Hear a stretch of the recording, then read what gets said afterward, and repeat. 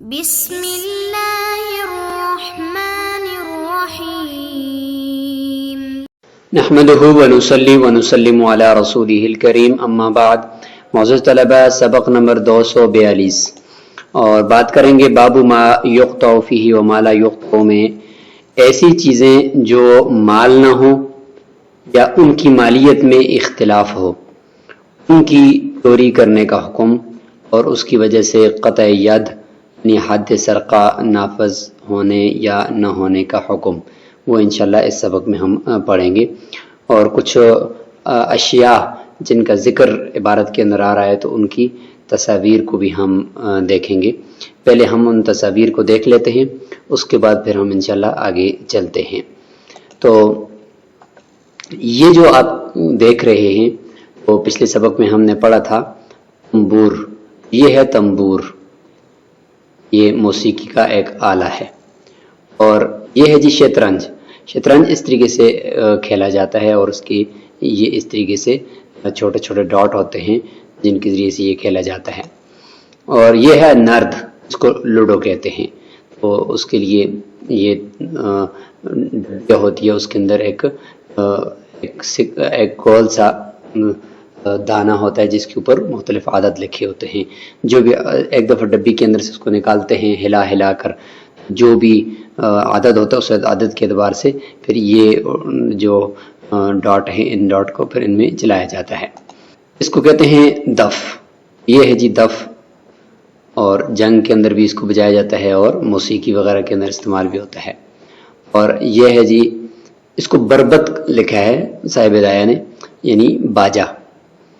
اور یہ ہے بانسری یعنی مزمار. اور یہ لکڑی ہے جس کو کہتے ہیں ساگوان کی لکڑی، الساج، ساگوان کی لکڑی. اور یہ ابنوس کا درخت ہے. ابنوس، یہ ابنوس کی لکڑ ہے، قیمتی لکڑ ہوتی ہے اور یہ اس کا کٹے ہوئے ہونے کی تصویر ہے. اور یہ ہے جی سندل کی لکڑ، سندل کی خوشبودار لکڑ ہوتی ہے. اور یہ سبز موتی جس سے بنائے جاتے ہیں وہ پتھر ہے. اور یہ ہے یاقوت. اور یہ جو آپ دیکھ رہے ہیں یہ ہے زبرجد. یہ قیمتی پتھر ہیں. تو ان سب کا ذکر صاحب ہدایہ نے کیا ہے. تو آئیے ہم اب عبارت کے اندر ان میں سے جو نام آئیں گے ان کو بھی دیکھتے ہیں اور ان کے احکامات بھی جانتے ہیں کہ ان کو چوری کرنے کا کیا حکم ہوگا اور اس کی وجہ سے ہاتھ کٹے گا یا نہیں. ولا قطع في الدفاتر كلها لأن المقصود ما فيها وذلك ليس بمال إلا في دفاتر الحساب لأن ما فيها لا يقصد بالأخذ فكان المقصود هو الكواغذ. فرماتے ہیں کہ جو دفتری ریکارڈ ہوتا ہے، رجسٹر، نوٹ بک، کاپیاں، تو ان کے اندر جو ریکارڈ لکھا ہوتا ہے کسی بھی ادارے کا یا کسی بھی شخص کا، تو اس کو اگر کسی نے چوری کر دیا اس کی چوری کرنے کے اندر ہاتھ نہیں کاٹا جائے گا. اس لیے کہ وہ دفاتر یا وہ رجسٹر یا کاپیاں وہ خود مقصود نہیں ہوتی، بلکہ اس وقت ان کے اندر کا جو لکھا ہوا حساب ہے وہ مقصود ہوتا ہے. وذالک لیس بمال، اور وہ جو حساب ہے وہ تو مال نہیں ہے، تو اس لیے ہاتھ نہیں کٹے گا. لیکن سوائے حساب کے دفاتر کے، یعنی وہ ریکارڈ جو جس کے اوپر حساب ہو چکا ہے مثلا اور پہلے ان کا حساب وغیرہ مکمل ہو چکا ہے، اور پرانا ریکارڈ یا یہ سمجھ لیں کہ پرانا ایک ڈیٹا ہے، جو کاپیاں رجسٹر ہیں ابھی فی الحال وہ ایکسپائر ہیں اور پہلے کا پڑا ہوا ہے اور وہ بہت زیادہ اس کے بنڈل بنا کر چھوڑے ہوئے تھے، تو وہ کسی نے اٹھا کر چوری کر لیے، تو اس صورت کے اندر فرماتے ہیں کہ ہاتھ کاٹا جائے گا. اس لیے کہ یہاں پر جو چیز اس کے اندر لکھی ہوئی ہے وہ مقصود نہیں ہوتی. اٹھانے والا، چوری کرنے والا اس کاغذ کو بیچ کر کچھ کمانا چاہ رہا ہوتا ہے، اسی لیے اس کو چوری کرتا ہے، ورنہ وہ جو حساب ہو وہ تو ماضی کے اندر گزر چکا ہے. تو اس طرح کے اگر کوئی دفاتر ہوں، اس طرح کے اگر کوئی رجسٹر اور کاپیاں ہوں کہ جن کے اندر کوئی کام کی چیز لکھی ہوئی نہ ہو، جو لکھی ہوئی ہے وہ پرانا ایک سابقہ حساب ہے، تو اس کو اگر اٹھا کر کوئی لے کر جاتا ہے تو اس میں اس کا مقصود چوری کرنے سے وہ کاغذ ہوتا ہے اور وہ اس کی جلد ہوتی ہے، نہ کہ اندر لکھا ہوا کوئی حساب ہوتا ہے. تو اس لیے پھر وہ مالیت میں آئے گا اور اس کی وجہ سے ہاتھ کٹے گا. البتہ یہ پرانے حساب والا ریکارڈ ہو لیکن وہ اب بھی اس کی ضرورت ہے، پھر بھی اس کے اندر ایک چیز مقصود ہوتی ہے نا، تو پھر اس کی چوری کرنے کے اندر بھی ہاتھ کٹے گا اگرچہ وہ پرانا ہو۔ قال ولا في سرقة كلب ولا فاد لأن من جنسه ما يوجد مباح الاصل غیر مرغوب فيه۔ فرماتے ہیں کہ کتے کے چوری کرنے کے اندر اور چیتے کے چوری کرنے کے اندر ہاتھ نہیں کاٹا جائے گا۔ دلیل یہ ہے کہ ان دونوں کی جنس سے دارالاسلام کے اندر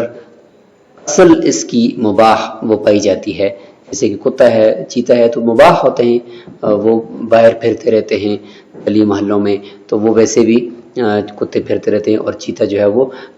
جنگل میں مباح ہوتا ہے، کسی کی ملکیت نہیں ہوتا، عام طور پہ اس میں اتنی رغبت بھی نہیں کی جاتی اس کتے وغیرہ میں، تو اس لیے وہ اصول ہم نے ایک بنا دیا ہے کہ ہر وہ چیز جس کی اصل مباح ہو اور وہ غیر مرغوب فی ہو تو اس کو چوری کرنے کے اندر ہاتھ نہیں کٹے گا،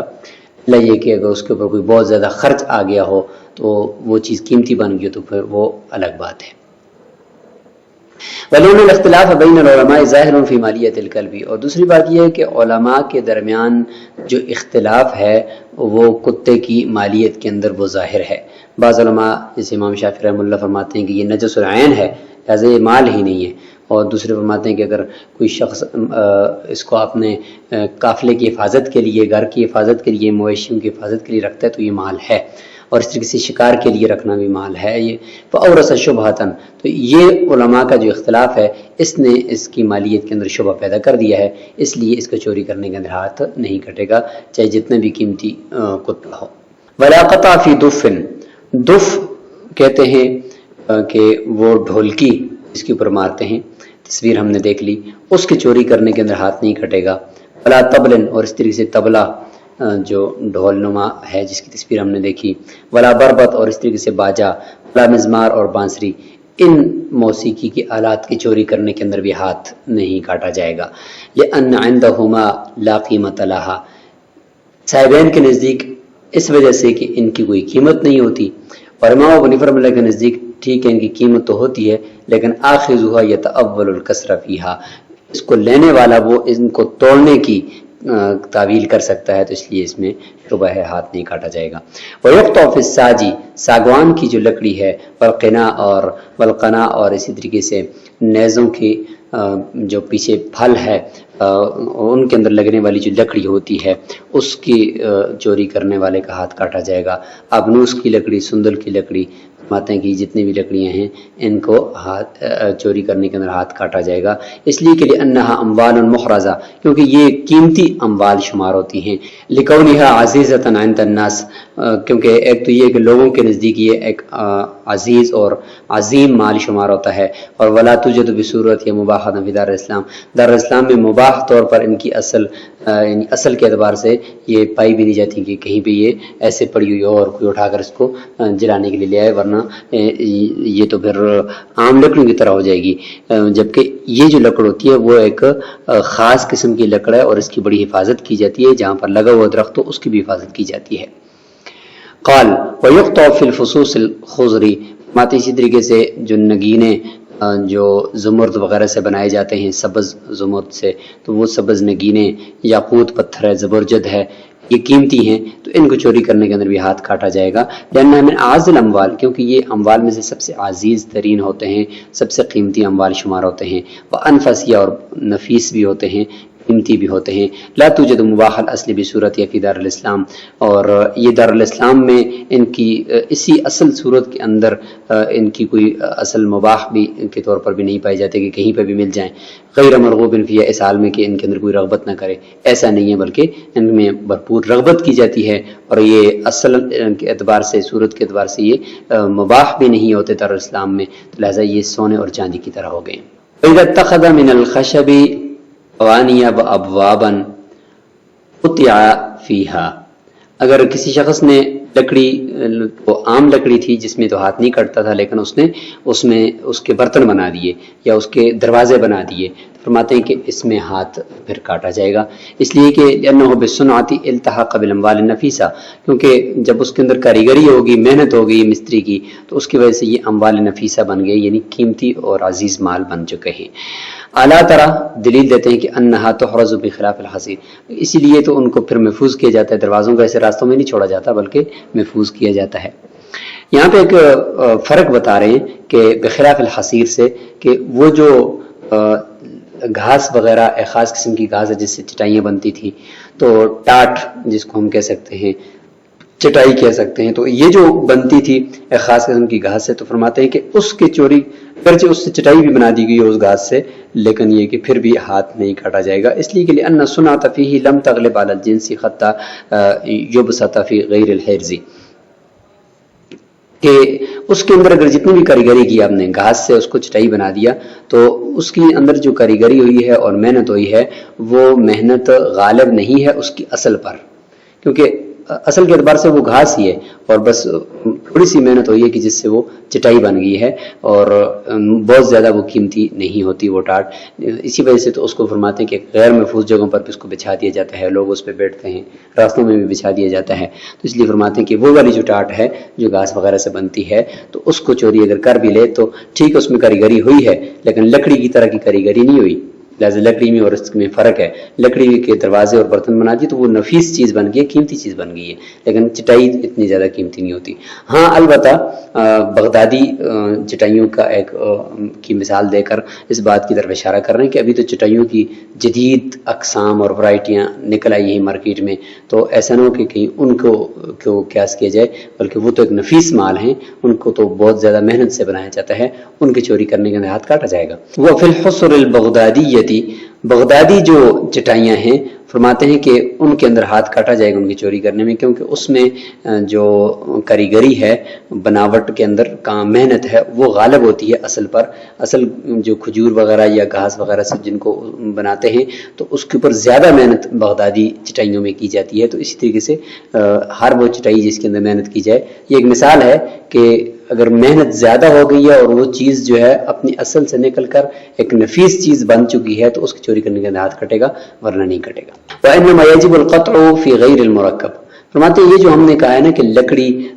سے دروازے بنا دیے تو یہ اس میں ہاتھ کاٹا جائے گا، تو یہ اس وقت ہے کہ جب وہ غیر مرکب ہو، یعنی دیوار کے ساتھ ان کو ابھی تک جوڑا نہ گیا ہو، ایسے رکھے ہوئے ہیں بنا کر، تو اٹھا کر لے جانا بھی ممکن ہے، تو اس لیے اس صورت میں ہاتھ کاٹا جائے گا کیونکہ یہ محفوظ ہے۔ اور فرماتے ہیں کہ اگر وہ دروازے کے اندر لگا دیے، دروازوں کو دیوار کے اندر لگا دیا ہے اور باہر والا دروازہ اندر والا ہے بھی نہیں ہے جو محفوظ ہوتا ہے، تو اس میں پھر ہاتھ نہیں کاٹا جائے گا، جیسے پیچھے ہم نے پڑھ بھی دیا۔ اذا كان خفيفا لا يثقل على الواحد حمله، فرماتے ہیں کہ دوسری بات یہ ہے، دوسری قید یہ ہے کہ دروازوں وغیرہ کے اندر ہاتھ تب کٹے گا کہ جب وہ اتنے ہلکے دروازے ہوں کہ ابھی تک جوڑے نہیں ہیں دیوار کے ساتھ، دوسرے یہ کتنے ہلکے ہوں کہ ان کو اٹھانا ایک آدمی کے اوپر بھاری نہ ہو، وہ اٹھا کر لے جا سکتا ہو۔ لیکن یہ قید بعض فقہاء نے نہیں لگائی، بلکہ مطلقاً چاہے بھاری ہوں یا خفیف ہوں، وہ اگر دیوار کے ساتھ نہیں لگائے اندر رکھے ہوئے ہیں تو وہ محفوظ ہیں، لہٰذا ان کو چوری کرنا، اگر گاڑی میں رکھ کر لے کر جا رہا ہے، ذرا بھاری ہے تو گاڑی میں رکھ کر لے جائے گا، اگر بہت بھاری ہے تو 3 4 5 لوگ اٹھا کر لے جائیں گے، تو لہٰذا پھر بھی اس کو ہم چوری کہیں گے، ہاتھ کاٹا جائے گا۔ اگر دیوار کے اندر لگا دیا اور دیوار باہر چاہے دیواری کی ہے، گیٹ ہے، تو وہ پھر غیر محفوظ جگہ ہوتی ہے کہ باہر ہے، تو اس کے چوری کرنے کے اندر پھر ہاتھ نہیں کاٹا جائے گا۔ اگر اندر کے دروازے ہیں، سین سے اندر کے جو دروازے ہیں، تو ان کو اگر کوئی چوری کرتے تو اس میں ہاتھ کاٹا جائے گا کیونکہ وہ محفوظ جگہ پر ہے۔ لأن الثقيل منه لا يرغب في سرقته، یہ صاحب ہدایہ نے ایک وجہ بتائی ہے کہ اگر بھاری دروازہ ہوگا تو اس کی چوری کرنے کے اندر چور رغبت نہیں کرتا، کیونکہ چور کے تو ہاتھ لگنے والی جو چیز آسانی سے وہ اس کو منتقل کر سکے وہ لے کر جاتا ہے، نہ کہ بھاری چیزوں کو، تو اس لیے اس میں پھر وہ رغبت نہیں کرتا، یہ صاحب ہدایہ فرماتے ہیں۔ ورنہ اگر گاڑی لے کر آیا ہوا ہے تو وہ اس میں ڈال کر لے جا سکتا ہے۔ تو اسی کے ساتھ یہ سبق مکمل ہوا۔ انشاءاللہ اگلے سبق سے ہم خائن اور خائنہ وغیرہ، نباش وغیرہ اور منتہب اور مختلف وغیرہ کے چوری کے وہ جو ان کے احکامات ہیں کو انشاءاللہ پڑھیں گے۔ السلام علیکم ورحمۃ اللہ۔